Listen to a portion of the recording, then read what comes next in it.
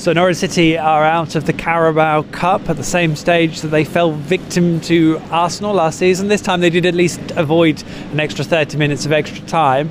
And the way they played, they should have avoided that by winning the game, even though there isn't extra time anyway. But Norwich have played so well tonight. That's the straight fact. They've played brilliantly. They made just as many changes as Bournemouth. So, I mean, let's be honest, Norwich were coming up against a Premier League side of some description, if not Bournemouth's first choice side. In the same way that Norwich were a Championship side tonight, but probably made just as many changes to their starting 11 as Bournemouth did to theirs.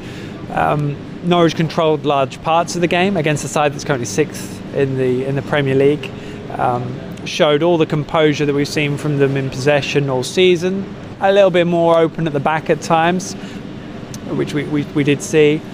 We saw them create, according to Daniel Farke, more chances than anyone else has all season here.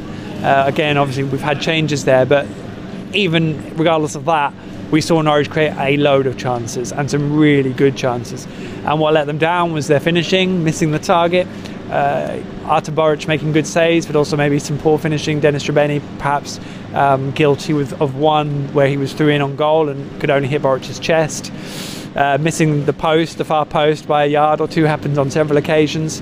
Dennis Trebeni hit the inside of the post flush in the first half with a wonderful effort. You're talking about an inch, and that goes in off the post as opposed to hitting the inside and back across goal.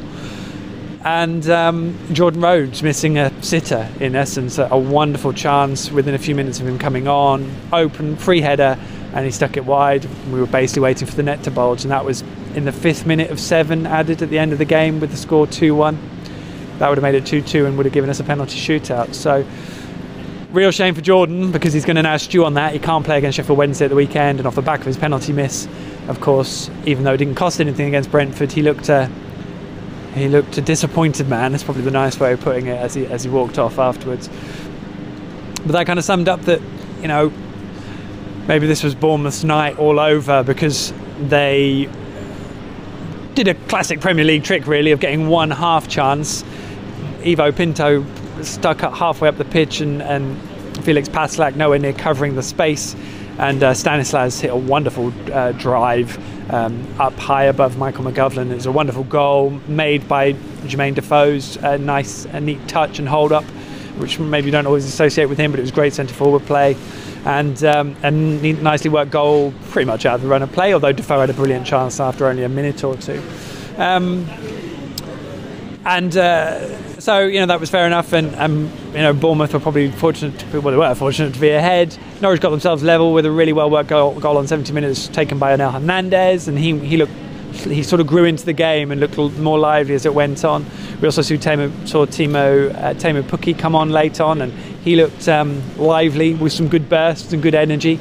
That bodes well, of course, for Hillsborough, when I wouldn't mind betting he'll start. As I said, because Rose can't play, and I imagine he'll get the nod ahead of Dennis. Lots of really good performances from Norwich because they played well.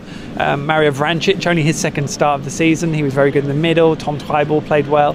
Ben Godfrey at centre-back got better as the game wore on, most definitely. Emi Buendia came on and did okay as well later on.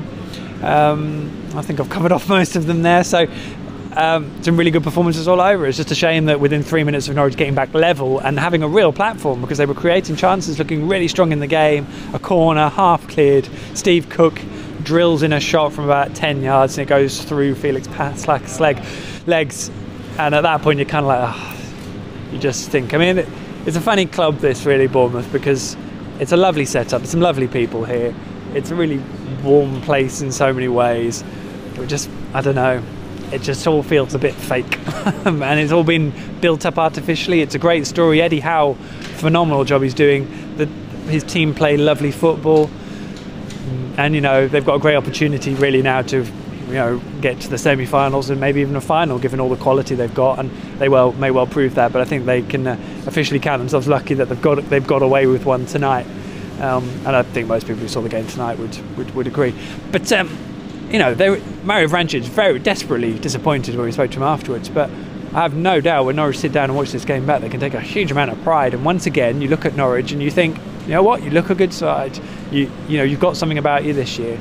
And let's just hope that that proves to be the case beyond tonight, as it wasn't the case last season. I do think the situation is very different, but the fact that that happened last year is still going to be playing on people's minds psychologically. So let's go get a good result at Hillsborough and prove that that's not going to be an issue, and then we can step on and really look at what Norwich can achieve in the Championship this season. So no birthday celebrations for Daniel Farke, although we did get a chant from the Norwich fans behind us. They got a happy birthday rendition from them at the full-time whistle, which was nice. The other poor bit about tonight, the opposite to a silver lining, I can't think of what that is, the cloud. Louis Thompson is going to have surgery on his shoulder. That will take place tomorrow, and he now faces 3 months out, which is of course come the end of January effectively. Hopefully there's a story and a part for him to play in the rest of the season, but we're going to have to wait for 3 months now until we see him again. The big thing now is, of course, Norwich have got a big squad, and there's a few players who aren't going to have any cup matches to keep their eye in. So it's going to be a very interesting dynamic between now and the other side of Christmas, effectively, in terms of how Norwich go about things before the FA Cup comes around. We will see how it all pans out. It'll be interesting to see if there's any players maybe tonight that we won't see in a Norwich shirt again. You don't know, do you? So we will see. No particular injuries, unscathed. Let's go again. Sheffield Wednesday. Norwich have lost 5-1 on the last 2 visits to Hillsborough. I think it's about time they did something a little bit better than that, don't you? We'll of course have that game live, all the build up to that, and of course all the reaction from tonight over at PinkUn.com.